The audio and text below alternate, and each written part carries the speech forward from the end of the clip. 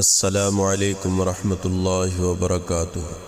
تو دوستو، حدیث پاک میں آتا ہے اشد الناس بلاء الانبیاء ثم الامثل فالامثل۔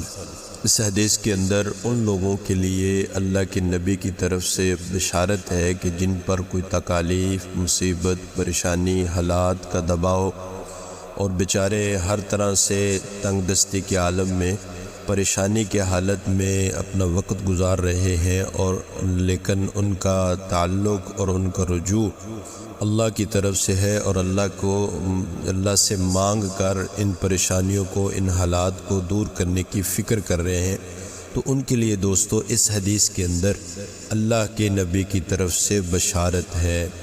دوستو، پریشانی یا مصیبت یا بیماری کا آنا یہ اللہ کی طرف سے نعمت ہے یا پھر اللہ کی طرف سے سزا۔ تو دوستو، پریشانی کی دو قسمیں ہیں، اور سے سنیے گا۔ پریشانی کی دو قسمیں ہیں۔ ایک پریشانی وہ ہوتی ہے جو اللہ کی طرف سے قہر بن کر اور اللہ کی طرف سے عذاب بن کر انسان پر نازل ہوتی ہے۔ مثال کے طور پر تنگ دستی، فقر و فاقہ، کسی کا مقروض ہو جانا، کسی کا پریشان ہو جانا، کسی کا بیمار ہو جانا، کسی کا تنگ دست ہو جانا۔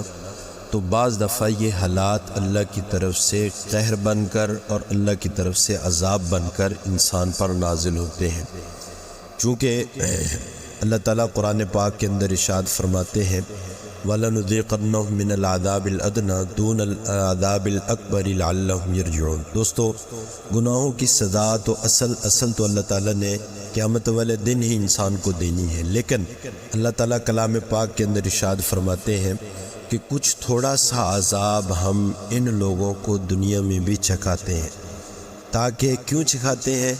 بڑے عذاب نہیں، تھوڑا سا عذاب، بڑے عذاب میں سے تھوڑا سا عذاب ہم دنیا کے اندر ان کو چکھاتے ہیں۔ کیوں چکھاتے ہیں؟ لعلہم یرجعون، تاکہ ان تھوڑے سے عذاب کو دیکھ کر یہ انسان پلٹ پڑے، پیچھے ہٹ جائے اور اللہ کی طرف لوٹ آئے، تاکہ یہ اپنے قدموں کو پیچھے ہٹا لے اور اللہ کی ماننے پر آ جائے، اللہ کی طرف رجوع کر لے۔ تو اس طرح کی پریشانی بعض دفعہ اللہ کی طرف سے قہر اور عذاب بن کر انسان پر نازل ہوتی ہے، اور ایک دوستو پریشانی وہ ہوتی ہے جو اللہ کی طرف سے رحمت بن کر انسان پر نازل ہوتی ہے، اور اللہ کی طرف سے وہ ان انسان کے درجات کو بلند کرنے کے لیے، اور اللہ تعالیٰ اس بندے کو اجر و ثواب، اس کے اجر و ثواب کو بڑھانے کے لیے انسان پر پریشانی، مصیبت، آفت، بیماری اور اللہ تعالیٰ تنگ دستی، فقر و فاقہ عطا فرماتے ہیں۔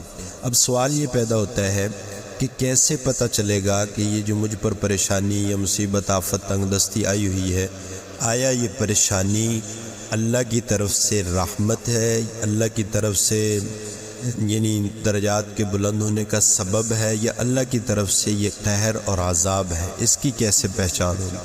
تو اس کی بھی پہچان دوستو، اس کی بھی دو علامتیں ہیں۔ وہ پریشانی جو اللہ کی طرف سے انسان پر قہر اور عذاب بن کر نازل ہوتی ہے، دوستو اس پریشانی کی علامت یہ ہے کہ انسان کا اس پریشانی کے اندر اللہ کی طرف رجوع کم ہو جاتا ہے۔ مثال کے طور پر کہ کوئی ایسی پریشانی، تنگ دستی، حالات انسان کی طرف متوجہ ہوئے، تو انسان پہلے جو ہے وہ اللہ سے مانگا کرتا تھا، اب اللہ سے دور ہو جاتا ہے۔ پہلے نماز پڑھا کرتا تھا، اب نماز چھوڑ گیا۔ پہلے قرآن کی تلاوت کیا کرتا تھا، اب قرآن کی تلاوت نہیں کرتا۔ پہلے جو ہے وہ ذکر کیا کرتا تھا، اب ذکر بھی چھوڑ گیا۔ حتیٰ کہ بعض دفعہ انسان اللہ سے شکوے شکایت کرنا شروع کر دیتا ہے، اور اتنے الفاظ بھی بول جاتا ہے کہ ان حالات کے لیے آیا صرف میں ہی رہ گیا تھا کہ اللہ تعالیٰ نے اتنے حالات کا مجھے شکار کر دیا۔ تو اس طرح کے الفاظ انسان بولتا ہے۔ تو جب اس طرح کی پریشانی کے عالم میں اس طرح کے الفاظ اور انسان جو ہے وہ رجوع اللہ سے دور ہو جائے، تو سمجھ لینا یہ اللہ کی طرف سے آنے والی مصیبت، پریشانی، حالات، یہ قہر اور عذاب ہے۔ اور اگر دوستو پریشانی، مصیبت، آفت آئی اور اس کے اندر رجوع اللہ یعنی اللہ کی طرف رجوع جو ہے وہ بڑھ گیا، انسان مزید دعاؤں کے اندر لگ گیا، مزید قرآن کی تلاوت کرنے لگ گیا، مزید اللہ کی طرف یعنی اللہ سے مزید دعائیں مانگنے لگ گیا، تو پھر سمجھ لینا کہ یہ مصیبت، آفت، پریشانی یہ اللہ کی طرف سے اس کے درجات کو بلند کرنے کے لیے اور اللہ تعالیٰ اپنے اس بندے کو نوازنا چاہتے ہیں۔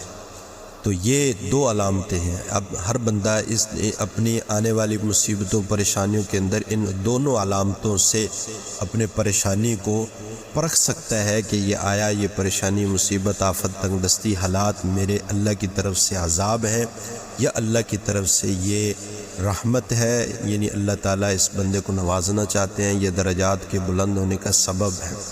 تو دوستو، انسان کو ہر حالت میں اللہ کا شکر ادا کرنا چاہیے اور مصیبتوں پر صبر کرنا چاہیے۔ دنیا کی ریت ہے کہ اس دنیا کے اندر کوئی انسان بھی حالات سے خالی نہیں ہے۔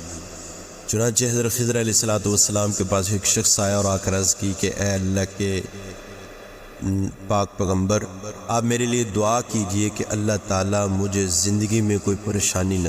حضرت خضر علیہ السلام نے اس شخص سے کہا کہ یہ دعا تو میں آپ کے لیے نہیں کروں گا، ہاں اتنا کر سکتا ہوں کہ کوئی ایسا شخص تلاش کرو کہ اس شخص کو اس دنیا کے اندر کوئی غم اور پریشانی نہ ہو، تو جب وہ شخص آپ تلاش کر لو گے تو میں آپ کے لیے یہ دعا کر دوں گا کہ اللہ تعالیٰ آپ کو بھی اس شخص جیسا بنا دے۔ وہ شخص بڑا خوش ہو کر دوڑ پڑا، بھاگ پڑا، چلا گیا اور تلاش کرنا شروع۔ تو اس نے بڑا تلاش کیا، کسی دولت مند کو دیکھتا تو چند دن اس کے حالات کو دیکھتا، تو پھر اس کے بعد کوئی اور مزید اس سے دولت مند نظر آتا تو پھر اس کو چھوڑ کر اس کے پیچھے ہو جاتا۔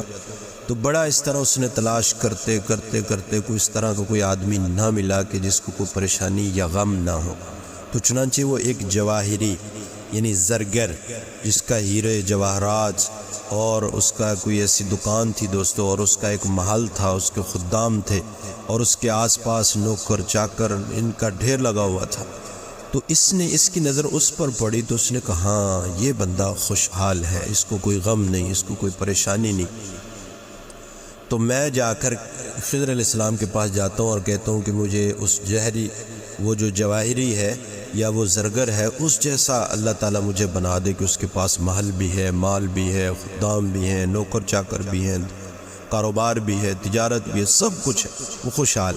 تو جانے سے پہلے اس نے ذرا سوچا کہ میں اس سے پوچھ تو لوں کہ آیا اس کو کوئی غم اور پریشانی تو نہیں کہ جو خضر علیہ السلام میرے لیے دعا کر دیں اور وہ میرے لیے بھی پریشانی مقدر بن جائے۔ تو اس نے جانے سے پہلے خضر علیہ السلام اس جواہری سے یہ پوچھ لیا کہ بھائی آپ کو کوئی پریشانی یا کوئی غم تو نہیں ہے کہ میں آپ جیسا بننے کے لیے کسی سے دعا کروانا چاہتا ہوں۔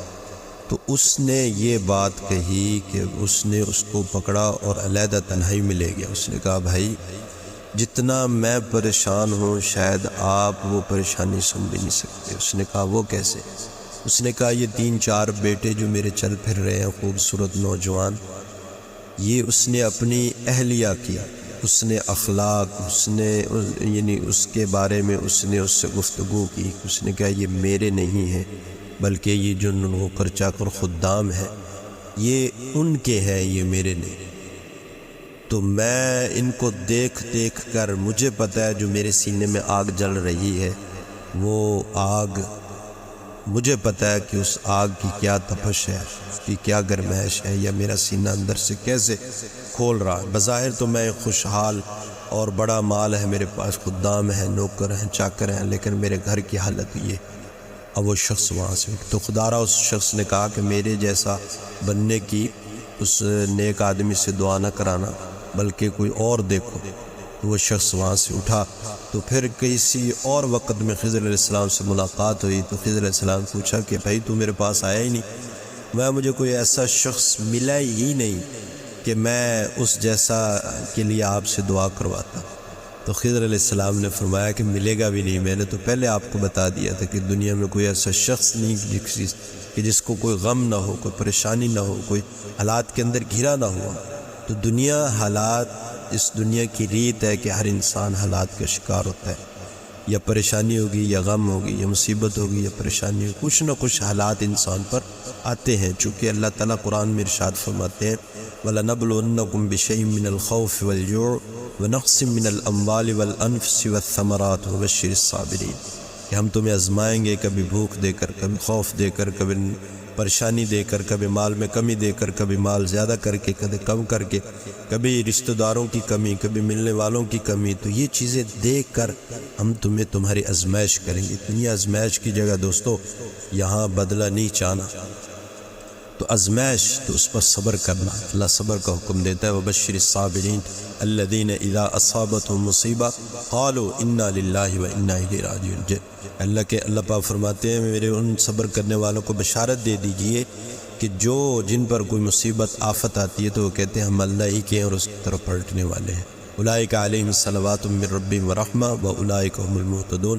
یہی لوگ ہیں کہ جن پر اللہ کی رحمتیں اترتی ہیں اور یہی لوگ ہدایت یافتہ ہیں. اللہ تعالیٰ مجھے آپ کو عمل کرنے کی توفیق عطا فرمائے.